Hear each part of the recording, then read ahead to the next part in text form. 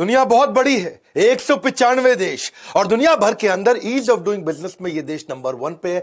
Corruption में ये दुनिया में तीसरा लीस्ट करप्ट यानी कि ऑनेस्ट कंट्री है। फ्यूचरिस्टिक प्रोग्रेसिव थिंकिंग में वर्ल्ड में नंबर 4, सेफ महसूस कराने में वर्ल्ड में नंबर 5, फॉरवर्ड थिंकिंग सोसाइटी में वर्ल्ड में नंबर 5, हायर एजुकेशन के अंदर दुनिया में 6ठे रैंक पे है, इनोवेशन या फर्स्ट मूवर के अंदर दुनिया में 7वें रैंक पे है, कल्चर तो इसका दुनिया में 9वां सबसे अच्छा, यानी कि 195 देशों में हंगामा मचा चुका है, लायन अमंग द लीडर्स। अगर मैं इसको इंडिया के आंकड़ों से कंपेयर करूं, आप भी दुखी हो जाओगे, मैं भी दुखी हो जाऊंगा। इतने निराशाजनक है कि दिल टूट जाएगा कि इंडिया कहां पे है, सिंगापुर कहां पे है। 1965 में दुनिया का सबसे बड़ा कूड़ादान, जो दुनिया का सबसे बड़ा स्लम था, आज पूरी दुनिया में अपना परचम फैला चुका है।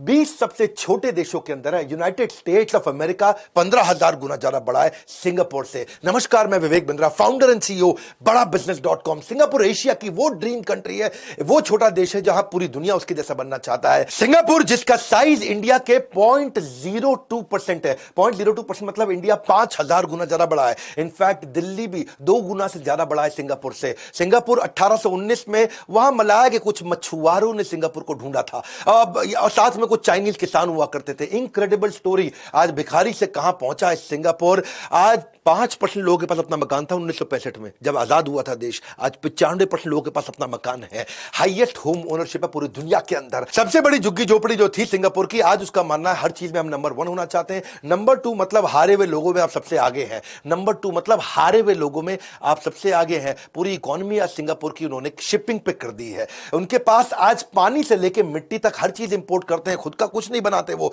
No manufacturing. GDP per capita income के अंदर जब वो आजाद हुआ 1965 में तो केवल $300 वहां की पर कैपिटा इनकम थी, और आज वो $60,000 यानी कि 200 गुना बढ़ी है। कैसे हुआ, सारी स्ट्रैटेजीज दूंगा आपको। सिंगापुर, वहां पर लाइफ एक्सपेक्टेंसी हेल्थ के कारण इतनी अच्छी हो चुकी है कि 84 साल एवरेज उम्र है वहां। 84 साल से पहले लोग नहीं मरते। 1965 में जब मलेशिया ने सिंगापुर को अलग किया तो वहां के प्राइम मिनिस्टर उस समय ली क्वान यू, जो सिंगापुर के प्राइम मिनिस्टर बने, बहुत दुखी थे। उनको समझ नहीं आया कि मैं झुग्गी झोपड़ी को चलाऊंगा कैसे, ये मछुआरों के छोटे से देश को इतनी गरीबी, पर उनकी लीडरशिप क्वालिटी बहुत जबरदस्त थी। आज भगवान के बाद दूसरा आदमी जिसको सब पूछते हैं सिंगापुर में, वो कौन है? Lee Kuan Yew. Single handedly उन्होंने सिंगापुर को बनाया, एक कंट्री को एक कंपनी की तरह बनाया, एक ऑर्गेनाइजेशन की तरह लीड किया। एक कंपनी को प्रॉफिटेबल तरीके से आप कैसे रन करोगे? वो कहते हैं प्रॉफिट बुरा शब्द नहीं है। वो बिगेस्ट झुग्गी आज एशिया की बिगेस्ट कैपिटल बन चुकी है, business capital of Asia. Liberal policy लेके आए। ली क्वान यू का एक मानना था, कम्युनिस्ट से बच के रहो, कम्युनिस्ट से बच के रहो, कम्युनिस्ट से बच के रहो। हम सब बराबर है, हम सब बराबर है। कोई बराबर नहीं है, हमें सबके प्रति फेयर रहना है, बराबर नहीं है। हमारे देश में भी कुछ कम्युनिस्ट हैं, इनका मानना है कम्युनिस्ट से जितना दूर रहोगे उतना जल्दी आगे बढ़ोगे। ये शुरू से ही इन्होंने सारे वो लेसन दिए कि मैं कम्युनिस्ट से आगे कैसे निकलूं, इनसे दूर कैसे रहूं। मैंड्रिन सीखते थे चाइनीज ताकि कम्युनिस्ट लोगों को इन्फ्लुएंस कर सके, और 90 साल की उम्र तक चाइनीज और अच्छे से कैसे बोले, मैंड्रिन भाषा अच्छे से कैसे बोले। अपने विजन को, अपनी देश की कहानी को ऐसे समझाते थे, ऐसे सिखाते थे, लोगों का दिल जीत लेते थे कि लोग अपने अपने एजेंडा सारे भूल जाते थे, लोग पूरा समर्पित हो जाते थे ली क्वान यू को। ये एक ऐसे राजा की तरह इन्होंने चलाया, बिल्कुल सुप्रीमली प्रैग्मेटिक, सुपर प्रैक्टिकल। कहते कोई सोशलिज्म नहीं चाहिए, कोई कम्युनिज्म नहीं चाहिए, हर चीज प्रैक्टिकल, पैसा आना चाहिए, ग्रोथ होनी चाहिए, देश ग्रो करना चाहिए, देश के आदमी ग्रो करने चाहिए, उसके लिए कुछ भी करूंगा। इनका जो मॉडल है ना देश का, वो है CMIO मॉडल। CMIO मतलब चाइनीज, मलाया, इंडियन और अदर्स। वो मतलब अदर्स, बचे हुए लोग। ये 4 प्रकार के लोग ही मलेशिया में, क्षमा चाहता हूं, सिंगापुर में रहते हैं। चाइनीज, मलाया, इंडियन और अदर्स, CMIO। इन्होंने जो ज्योग्राफिकल एडवांटेज उठाई ना वहां पे, इस डिसिप्लिन डेमोक्रेसी के अंदर जो ज्योग्राफिकल एडवांटेज, बिल्कुल पानी के बीच में है। यहां पे 40% वर्ल्ड ट्रेड सारा समुद्र से होता है। तो जो फायदा मलेशिया भी वहीं था, थाईलैंड भी वहीं था, जो फायदा वो नहीं उठा पाए वो सिंगापुर ने उठाया। इन्होंने रिसोर्सफुलनेस, मतलब क्या, रिसोर्सेज नहीं है, मेरे पास अपना कुछ नहीं है, लेकिन रिसोर्सेज जुटाने की क्षमता है। जैसे दुबई ने किया वैसा ही सिंगापुर ने भी किया। कल्चरली मजबूत देश बनाया शुरू से। ली क्वान यू की कहानी यह थी कि वो जब वो यूके में पढ़ने गए थे, और वहां जब वो पढ़ रहे थे उस समय कैम्ब्रिज यूनिवर्सिटी के अंदर, तो वहां इंग्लैंड में अखबार बांटने का एक डिस्पेंसर हुआ करता था। उस डिस्पेंसर से लोग आते थे कहानी सुनना, अखबार उठाते थे और पैसा डाल जाते थे, अखबार उठाते थे और पैसा डाल जाते थे। जिसने $10 का नोट डाल दिया तो बच्चा वो चिल्लड़ भी वहां से उठा के अपनी जेब में डाल के ले जाते थे, ईमानदारी के साथ में। जितना पैसा उसको वापस देना उतना ही उठाते थे। ये देख के हैरान हो गए, इतने ईमानदार। इतनी ईमानदारी कैसे आ गई भैया? आया, अखबार उठाया, फ्री में अखबार उठा के नहीं लेके गया, जब वापस खुले बचे हुए पैसे लेने थे तो भी उतने ही लेकर के गया। इस छोटी सी घटना से बहुत प्रभावित हुए, पूरे देश को बदलने का निर्णय लिया। बोला इंटेग्रिटी, ऑनेस्टी और मेरिटोक्रेसी इन्होंने देश की वैल्यूज बना दी। एक दफा पायलट लोग थे जो थे ना सिंगापुर एयरलाइंस के, उन्होंने प्रोटेस्ट कर दिया, हमारी तनख्वाह बढ़ा दो, तनख्वाह बढ़ा दो, एयरलाइंस को रोक दिया। वो इंटरव्यू आप सबको सजेस्ट करूंगा, देखिएगा उस इंटरव्यू को। जैसे आकर के इन्होंने बोला ना सारे पायलट्स को, बोला लोहा है मेरे अंदर, हाँ, बदतमीजी नहीं कर सकते तुम, यहां पे मुझको कोई इधर कोई नेतागिरी नहीं चाहिए। इतना तेज उनके ऊपर चिल्लाया और उनको बोला तुम्हारा वो हाल कर दूंगा पायलट्स, मैं बता रहा हूं तुम्हें, यहां इस देश में क्या दुनिया में कोई नौकरी दे के दिखा दे, मैं फाड़ दूंगा तुमको, बता रहा हूं तुरंत इसको खत्म करो, नौकरी पे जाओ और उसके बाद बात करो, तब अपना आर्ग्यूमेंट प्रेजेंट करो, ईमेल पे लिखो मेरे को, तब बात करूंगा। अगर ऐसे काम किया दुनिया से डबल तनख्वाह पे, ट्रिपल तनख्वाह पे सारे पायलट ले आऊंगा, तुम सबको खत्म कर दूंगा और एयरलाइंस 5 दिन में वापस चालू कर दूंगा। Get the people of Singapore, help me teach you a lesson you won't forget. And I'm prepared to start all over again or stop it. Get back to work, restore discipline, then argue your case. They know that I'm prepared to ground the airline. They know that I can get the airline going again without them. सारे pilot घबरा गए। 55 minute के अंदर, लगभग 60 minute के अंदर, 1 घंटे में उनका सारा प्रोटेस्ट खत्म हो गया। कोई हड़ताल नहीं, कोई नारेबाजी नहीं। यहां पे क्या हमारे देश में रूलिंग पार्टी के अगेंस्ट अगर कोई प्रोटेस्ट करे, ऑपोजिशन पार्टी आके साथ में बैठ जाती है। आजकल तो बहुत प्रोटेस्ट हो रहे हैं, नाम नहीं लूंगा मैं किसी टिकैत का। यहां पे कल्चरल वैल्यू इन्होंने इतनी जबरदस्त कर दी जी, क्या कहते हैं, रिस्पेक्ट फॉर एल्डर्स, सबको सम्मान करो, सबको रिस्पेक्ट करो। इनके देश में सिस्टम अलग है, मेरी बात सुनना जरा। क्या सिस्टम है? आपके घर में सिखाते हैं घर को गंदा मत करो, घर में कूड़ा मत फैलाओ, घर को साफ रखो, घर में चोरी मत करो। ये देश के लिए सिखाते हैं। देश में कूड़ा मत फैलाओ, देश को गंदा मत करो, देश को साफ रखो। जो चीज यहां पे आपको घर के लिए सिखाई जाती है वो चीज वहां देश के लिए सिखाई। इनके देश में कुछ गंदा नहीं करता कोई आदमी। अगर आपको भी अपने देश को बदलना है तो पूरी जनरेशन लग जाती है, पूरी जनरेशन जब सिखाएगी तब जाके पूरा बदलता है। पर ये क्यों बदले? क्योंकि ये गवर्नमेंट के साथ खड़े रहते हैं। One language, pro government, solidarity, पूरी गवर्नमेंट के साथ रहते हैं। अलग अलग बात वहां कोई नहीं करते, जो गवर्नमेंट ने बोला उसको मानते हैं, गवर्नमेंट को बहुत सिंसियरली मानते हैं, वैल्यू करते हैं अपने कल्चर को। इनके देश में अगर कोई पेन रख के चला जाए बस की सीट पे तो सब इज्जत करेंगे, भैया क्या किसी का पेन रखा है, वो आने वाला आके बैठेगा। हमारे देश में कोई पेन रख के चला जाए सीट पे तो पेन भी गया, सीट भी गई। यहां कोई आप म्यूजिक नहीं बजा सकते रात के समय, किसी को तंग नहीं कर सकते, आप कोई ऑब्सीन चीजें नहीं बेच सकते, यहां पे कोई फालतू गाने नहीं गा सकते, किसी और का वाईफाई इस्तेमाल कर लिया 3 साल की जेल है। यहां पे इतना डिसिप्लिन अच्छे से बिल्ड किया, सेल्फ डिसिप्लिन है। रात को आप शोर नहीं मचा सकते, $5000 का फाइन है। क्लीनलीनेस का, सफाई का कीड़ा है। अगर आपने कहीं पे भी कोई टॉयलेट को फ्लश नहीं किया तो $500 का फाइन लग जाएगा। सिंगापुर के अंदर अगर किसी लिफ्ट में वहां पे किडनी फिल्टर्ड वाटर यानी कि सुसु को स्मेल करने के यंत्र लगा रखे हैं। कोई शैतान लड़का अगर सुसु करने की कोशिश करता है लिफ्ट के अंदर तो लिफ्ट वहीं ब्लॉक कर देगी, उसको बंद कर देगी, तब खुलेगी जब पुलिस आएगी। और उसके बाद सीधा उसको बहुत बड़ा फाइन लगाते हैं उसके ऊपर, आप कोई थूक नहीं सकते। $5000 का, क्षमा चाहता हूं, $500 का फाइन है। स्मोकिंग पब्लिक व्हीकल में नहीं कर सकते, $500,000 आपका लग जाएगा। कूड़ा फैलाया तो तेरा गेम ओवर भैया। तेरे को ऐसा टी शर्ट पहनाएंगे कि मैं कूड़ा फैलाने वाला हूं, और उसके बाद तेरे से पूरा सिंगापुर, पूरा देश से साफ कराएंगे। ब्राइट ग्रीन कलर की ग्लोइंग टी शर्ट पहनाते हैं, उसको बनियान पहनाते हैं, आई एम अ लिटरर, यानी कि मैं कूड़ा फैलाता हूं। उसको उतना जलील कर देते हैं देश के अंदर, जिंदगी में दोबारा सपने में कूड़ा नहीं फैलाता है। या पब्लिक के अंदर आप ट्रांसपोर्टेशन के अंदर जाकर के कुछ खा पी नहीं सकते हैं, बदबू फैलती है उससे। च्युइंगम खाया तो तू जेल जाएगा। च्युइंगम ना बेच सकते ना खा सकते हैं, क्योंकि लोग च्युइंगम कहीं चिपका देते थे पहले, उससे देश गंदा होता था। 2 साल की जेल है वहां पे, $1,00,000 का फाइन है च्युइंगम बेचने पे। गवर्नमेंट पॉलिसी को लोग फॉलो करते हैं वहां पे, आप गवर्नमेंट को आप क्रिटिसाइज नहीं कर सकते हैं, सीधा जेल जाएंगे लोग। हिप्पी कल्चर से ली कुआन यू को बहुत खुंदक थी, बोला आदमी का बाल नहीं बड़ा करने देंगे हम बिल्कुल भी। या मेरा कैमरा मैन उसके बाल देखो बड़े, तू तो जेल जाएगा, तेरे को बता रहा हूं मैं। तो इसलिए कह रहा हूं मैं कि बाल बड़े नहीं करने देते वहां पे। वो क्या कहते हैं कि गवर्नमेंट से अगर आपको रात को नाचने गाने का परमिट चाहिए तो परमिट मिलेगा, नहीं मिल भी गया तो तू बहुत मुश्किल से मिलेगा। आप ये नहीं कि सड़क पे कहीं भी, जैसे हमारे यहाँ है कि भैया हाथ देते हुए ट्रक को पार कर रहा है, रुक तू रुक, मैं सड़क पार कर रहा हूं, रुक नहीं रहा, मैं सड़क पार कर रहा हूं। वहां कोई सिस्टम नहीं है, इसको बोलते हैं जे वॉकिंग। तेरा $1000 का फाइन है, 3 महीने की जेल है। जब तेरी जेब्रा क्रॉसिंग पे ग्रीन लाइट होगी तभी तू चल के जाएगा। ऐसा कोई सिस्टम नहीं, इंटरफेयर नहीं कर सकते आप पब्लिक ट्रैफिक में, आप पब्लिक प्रॉपर्टी के साथ भी नहीं कर सकते। सेम सेक्स रिलेशनशिप, गे, लेस्बियन अभी तक वहां बिल्कुल अलाउड नहीं है। वहां पे आप अगर हाँ आपके पास ड्रग्स है तो ना आपको जेल होगी ना आपको फाइन होगा, उस पर सीधा फांसी होगी। उस पे सीधा ड्रग्स के मामले में कहते हैं कोई जेल नहीं, कोई फाइन नहीं, सीधा फांसी है, आपको कैपिटल पनिशमेंट बोलते हैं उसको। आप अगर ड्रग्स उनके देश में कंज्यूम करके चले गए तो भी game over.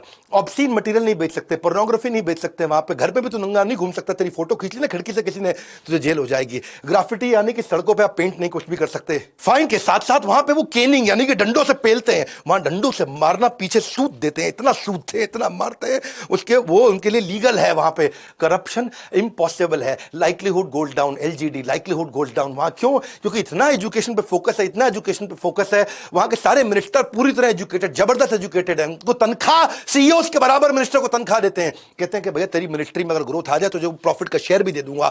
Monetary non monetary reward देते हैं अगर कोई ईमानदारी दिखाता है। इसलिए वहां कोई मिनिस्टर, कोई करप्शन नहीं है। करप्शन के मामले में एकदम जीरो करप्शन, दुनिया में टॉप रैंक कर गया करप्शन ना होने के मामले में। वैल्यू और कल्चर इतना सिखा दिया, बचपन से ही एजुकेशन में इतना सिखा दिया। आप देखो ना, मैंने आपको बताया कि घर में रहते थे तो घर में बोलते थे आपको कि भाई तू घर साफ कर, यहां क्या बोलते हैं देश साफ कर। यहां कभी किसी ने बोला हमारे देश में कि जाके देश साफ कर या सड़क साफ कर, सब बोलते थे कि भैया घर साफ कर, किचन साफ कर, बेड साफ कर। वहां पे इतनी वैल्यू डाल दी है, करप्शन चली गई है। मिनिमम एजुकेशन क्राइटेरिया है वहां पॉलिटिक्स में आने के लिए। इतना कॉम्पेंसेशन है कि likelihood goes down, LGD likelihood goes down. कैसे करप्शन करेगा? और अगर तू बहुत पैसा कमा भी लिया, सिंगल प्रॉपर्टी रूल है, तू बहुत प्रॉपर्टी खरीद नहीं सकता। तेरे पे बहुत पैसा है, हाँ बहुत पैसा है, तो फिर भी तू एक ही मकान खरीदेगा, तू मल्टीपल मकान नहीं खरीद सकता। और अगर फिर भी तुझे बहुत खुजली हो रही है और फिर भी तू करप्शन कराया, तो वहां की जुडिशरी इतनी स्ट्रिक्ट है कि तुरंत कुछ ही दिनों के अंदर एकदम रिजल्ट आ जाता है, इतनी बड़ी पेनल्टी लगती है, गेम ओवर हो जाता है। इसलिए आज वहां खुशी खुशी बिजनेसमैन फ्लरिश कर रहा है। जिसका मन करता है जाकर के सुबह पहुंच सिंगापुर, शाम तेरी कंपनी चालू। नहीं समझा क्या? सुबह पहुंच जा, शाम को कंपनी चालू, सिंगल विंडो सिस्टम, फटाफट काम करेगा। हाईएस्ट नंबर ऑफ मिलियनियर्स हैं पूरी दुनिया के अंदर, इसलिए करप्शन नहीं है वहां पे। लीस्ट करप्ट कंट्री बन चुकी है। मेरिटोक्रेसी है ना, रूल क्या है? मेरिटोक्रेसी। जो मेरिट पे है वही आगे जाएगा। कोई जाति वाति का चक्कर नहीं है, कोई रिजर्वेशन का चक्कर नहीं है। किसी को हायर करना, नौकरी पर रखना, कोई नई पॉलिसी बनानी है, कोई किसी को तनख्वाह देनी है, किसी को तनख्वाह बढ़ानी है, किसी को एडमिशन देना है, किसी का एग्जामिनेशन है। नो करप्शन, सब कुछ मेरिट पे है। तेरे में दम है तो तू आगे जाएगा। तो किसी जात का, किसी धर्म का, किसी लिंग का, किसी देश का क्यों ना हो। रिजर्वेशन का मतलब है एंटी प्रोग्रेसिव। जो आदमी में दम है उसको आगे नहीं जाने देते। इंडियन सिस्टम क्या पूरी तरह ऑपोजिट है मेरिटोक्रेसी की। मेरिट पे नहीं चलाते यहाँ पे। यहाँ कास्ट, रिजर्वेशन और नेपोटिज्म पे चलता है सब कुछ। बिल्कुल उसके चक्कर में क्या डॉक्टर गलत आता है तो वो एनेस्थीसिया गलत दे देता है। एनेस्थीसिया गलत देता है तो बेचारा कम एनेस्थीसिया दिया तो पेशेंट एक बेचारा ऑपरेशन के बीच में खड़ा हो गया। हाँ जी क्या हो रहा है जरा बताओ, जरा ऑपरेशन चल रहा है मेरा, हो है जी। उसको एनेस्थीसिया कम दिया, एक को एनेस्थीसिया ज्यादा दे दिया, उसका ब्रेन डैमेज हो गया। कितने बारी ऐसा होता है कि सर्जिकल इक्विपमेंट अंदर ही छोड़ के आ जाता है। सिजेरियन करते वक्त कभी कॉटन अंदर छोड़ देता है डॉक्टर, कभी बाएं पांव का करना था ऑपरेशन, दाएं पांव का कर दिया। एक बेचारी बूढ़ी महिला 60 साल की, उसको पानी पिलाना था, एसिड पिला दिया। अब ऐसे डॉक्टर का आप क्या करोगे हैं जी? अंदर सुई छोड़ करके आ गया। कॉम्पिटेंट टीचर नहीं बन पाते हैं जब ऐसा रहता है। मेरिटोक्रेसी उनके देश की वैल्यू है। पूछा था किसी ने ली कौन यूज है, तुझको इंडिया दे दें तू क्या करेगा? तूने सिंगापुर तो खड़ा कर दिया। बोला मेरिटोक्रेसी, इंटेग्रिटी यानी कि ईमानदारी, और उसको आगे बढ़ाऊंगा जिसमें दम है जी। वो क्या इंडियन टीचर क्या करे? स्पेलिंग बता रहा है, DANGEROUS, डंगर्स। डेंजरस को बता रही डंगर्स हैं जी। नेचर को बता रही नुटूरे फुटूरे। भाई वो देश कैसे तरक्की कर सकता है जहां लोग अपने आप को पिछड़ा साबित करने में लगे हुए हों? अरे बिल्कुल मेरिट मेरिट मेरिट, इनका रूल मेरिट है। बोला हम सब बराबर नहीं है, जो ज्यादा कॉम्पिटेंट आगे जाएगा। एजुकेशन ज्यादा, कॉम्पेंसेशन ज्यादा है। ट्रांसपोर्टेशन का भी सिस्टम इन्होंने बड़ा अच्छा बना दिया। वो क्या कहते हैं 8 वर्सेस 60। 8 वर्सेस 60 मतलब 2 गाड़ी में 8 लोग आएंगे। 2 गाड़ी का बराबर जमीन में जगह एक बस घेरती है, उसमें 60 लोग आएंगे। 2 गाड़ी में कितने बैठेंगे? एक गाड़ी में 4, एक गाड़ी में 4। 2 गाड़ी आगे पीछे खड़े करोगे तो बस के बराबर साइज हो गया। तो बोला बस में जाना, तू बहुत पैसा है तेरे पे, हाँ तो तेरी गाड़ी महंगी कर देते हैं। अभी इतनी महंगी कर दी, इतना टैक्स लगा दिया गाड़ी में, दुनिया में सबसे महंगी गाड़ियां वहां कर दी। बोला जरा गाड़ी मत खरीद, तू तेरे खरीदने नहीं देंगे गाड़ी, और तू खरीद भी लिया तो फिर भी तेरे पे इतना फाइन लगाते रहेंगे, तेरा मन ही ना करे गाड़ी चलाने का। 8 वर्सेस 60। बोला बस में जाओ, पब्लिक बस को बढ़िया बना के देंगे, तुमको ऐसी बना के देंगे, टाइम से आएगी बस, टाइम से जाएगी, मजा आएगा एयर कंडीशन बस के अंदर। क्योंकि 8 वर्सेस 60, 2 गाड़ी में 8, एक बस में 60, जगह बराबर घेरते हैं। इन्होंने सिस्टम बनाया कॉम्पेंसेशन का। ऐसे बढ़िया तनख्वाह दो। एजुकेशन के मामले में वर्ल्ड में नंबर 3, एशिया में नंबर 1, और एजुकेशन के आउटकम के मामले में वर्ल्ड में नंबर 5। तो भैया यहां पे सिंगापुर में मैंडेटरी कर दिया एजुकेशन पूरी, और साथ में एजुकेशन खुद भी उसको स्पॉन्सर करती है सरकार भी। और उसके बाद देश छोटा है तो कहते हैं भाई मिलिट्री में भी जाना पड़ेगा, हर आदमी को 2 साल के लिए मिलिट्री में जाना पड़ेगा। तो ये इनका मामला मानना बिल्कुल सिंपल है कि आईपी प्रोटेक्शन, किसी किसी ने कोई बढ़िया इंटेलेक्चुअल प्रॉपर्टी बना दी, उसको कोई कॉपी ना कर पाए, तो वर्ल्ड में नंबर 2 हो चुके हैं। इजराइल वर्ल्ड में नंबर 1 है, उसके बाद है ये वर्ल्ड की सबसे कॉम्पिटिटिव कंट्री के नाम पे आता है वर्ल्ड के अंदर नंबर 1। फीमेल 95% पढ़ी लिखी, मेल 99% पढ़े लिखे। मुद्दा बड़ा सिंपल है भैया, रूल है यहां पे एजुकेशन प्लस कॉम्पनसेशन। तू बढ़िया पढ़ाई कर, तुझे बढ़िया तनख्वाह देंगे। पैसा प्लस पढ़ाई, एजुकेशन प्लस कॉम्पनसेशन, पैसा प्लस पढ़ाई, सिंगापुर की शान बढ़ाई। मेरा मुद्दा समझो, देखो जब अगर किसी को एजुकेट कर दोगे बहुत इंडिया में और उसको तनख्वाह अच्छी नहीं दोगे तो विदेश भाग जाएगा। दूसरा, एजुकेशन नहीं दोगे, तनख्वाह दे दोगे तो वो धोखा देगा, गलती करेगा, नॉलेज नहीं है चोरी करेगा। तीसरा, ना एजुकेशन दोगे और ना कॉम्पनसेशन दोगे, ना एजुकेशन दोगे ना तनख्वाह दोगे तो फिर वो क्या करेगा वो मैं नहीं बताऊंगा वो क्या करेगा, वो आपको मालूम है क्या करेगा। है जी, यहां की मीडिया इन्होंने कंट्रोल कर दी। बोले मीडिया तुम वो दिखाओगे जो हम बताएंगे, बिल्कुल ब्रेन वॉश नहीं करोगे। नॉनसेंस फालतू न्यूज नहीं चलेगी यहां पे, यहां केवल न्यूज चलेगी पॉजिटिविटी की। लोग अगर सुबह न्यूज चैनल देखें तो इतना मोटिवेट हो जाए, इतना पॉजिटिविटी और ऑप्टिमिज्म आ जाए इनके यहां पे। केवल न्यू डेवलपमेंट, न्यू टेक्नोलॉजी, उसी के बारे में बताएंगे, देश की प्रगति के बारे में बताएंगे। ऐसा हमारे इंडिया जैसा न्यूज नहीं है यहाँ पे, चैन से सोना है तो जाग जाइए, सन्नाटे को चीरती सनसनी, वही सब नॉनसेंस चला रहा है यहाँ पे। ईज ऑफ डूइंग बिजनेस में आगे बढ़े। फॉरेन एड नहीं चाहिए इनको रियल ट्रेड चाहिए। Foreign add versus real trade. New Zealand के बाद आज वर्ल्ड में नंबर 2 पे है ये। क्यों? क्योंकि ये गेटवे बन चुका है इंटरनेशनल कंपनीज के लिए सिंगापुर में आकर के धंधा करने के लिए। सिंगापुर ने इतना फ्लेक्सिबल बना दिया अपने आप को। लेकिन इंडिया क्या है, ईज ऑफ डूइंग बिजनेस में 63वें रैंक पे। चलो वो फिर भी ठीक है, पिछले साल 77 पे थे, इस साल 63 पे है। लेकिन ईज ऑफ स्टार्टिंग बिजनेस में हम 136वीं रैंक पे। आज अगर दिल्ली में तेरे को रेस्टोरेंट खोलना है ना तो तेरे को 45 डॉक्यूमेंट चाहिए, 26 में से एक लाइसेंस के लिए दिल्ली पुलिस से। तुझे अगर बंदूक खरीदनी है तो 19 डॉक्यूमेंट में चल जाएगा। यानी कि देश में बंदूक खरीदना आसान है, रेस्टोरेंट खोलना मुश्किल है। Ease of starting business. मैंने गडकरी जी के साथ एक इंटरव्यू किया था, उस वीडियो को देखना। मैंने बोला आपको गडकरी जी कि इस पर बहुत काम करना जरूरी है। अच्छा देश क्या है जहां लीडरशिप अच्छी हो। यहां पे इनके 63 आइलैंड है सिंगापुर के छोटे छोटे, जो किसी काम के नहीं, ना पानी, ना जन, ना जीवन, ना जात, ना कुछ नहीं है वहां पे। ना अपना कोयला, ना अपना तेल, ना अपनी गैस, ना अपना लकड़ी, ना अपना एग्रीकल्चर, ना अपना मिनरल, ना अपना मेटल, अपना कुछ मैन्युफैक्चर नहीं करते। पूरी इकोनॉमी सर्विस बेस्ड कर दी इन्होंने। कहा छोटा देश है, यहां कहां मैन्युफैक्चरिंग सेटअप लगाएंगे, इसको सर्विस के बनाते हैं। पूरा फ्यूचर ठीक करने के लिए आपको डिसीजन तो आज ही लेना पड़ेगा। सारे नेचुरल रिसोर्स इनके कहते हैं मेरे पास कुछ नहीं है, मेरे पास एक ही रिसोर्स है, इंसान। इंसान को ताकतवर बना दो। ये कहते हैं मेरा एक ही नेचुरल रिसोर्स है, पीपल। पीपल को इतना बढ़िया बना दिया कि कोई सिंगापुर के देश वाले छोड़ के नहीं जाता है, सिंगापुर छोड़ के जाएगा ही नहीं। ये सर्विस इंडस्ट्री का हब बन गया है आज। माइस यानी कि माइस को मतलब क्या होता है, मीटिंग, इंसेंटिव, कॉन्फ्रेंस और एग्जीबिशन। ये यानी कि जो भी कॉन्फ्रेंसेस दुनिया में होती हैं, एग्जीबिशन दुनिया में होती हैं, उसके लिए दुनिया में 3 ही सबसे बढ़िया शहर है। कौन से 3 शहर है?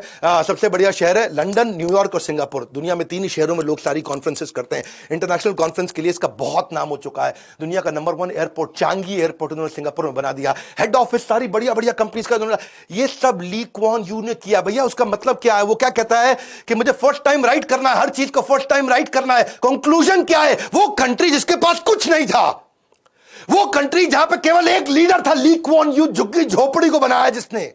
जाके स्टडी करना ली क्वान यू के बारे में। हाँ, नीचे मैं आपसे जानना चाहता हूं कि आप हमारे देश के लीडर्स को क्या मैसेज देना चाहते हैं। मेरे लिए भी क्या मैसेज है आपका, ये वीडियो कैसे लगे, नीचे जाकर के आप मैसेज दीजिए। क्या लर्निंग है आपकी, आके दिल से आपके कमेंट को लाइक करूंगा। किसके ऊपर नया वीडियो बनाना चाहते हो कि मैं बनाऊं? मैं आजकल तो बहुत वीडियोस बना रहा हूं, हाई क्वालिटी वीडियोस दे रहा हूं, वो वीडियोस दे रहा हूं जिससे मैं देश का नया कैरेक्टर बिल्ड कर सकूं।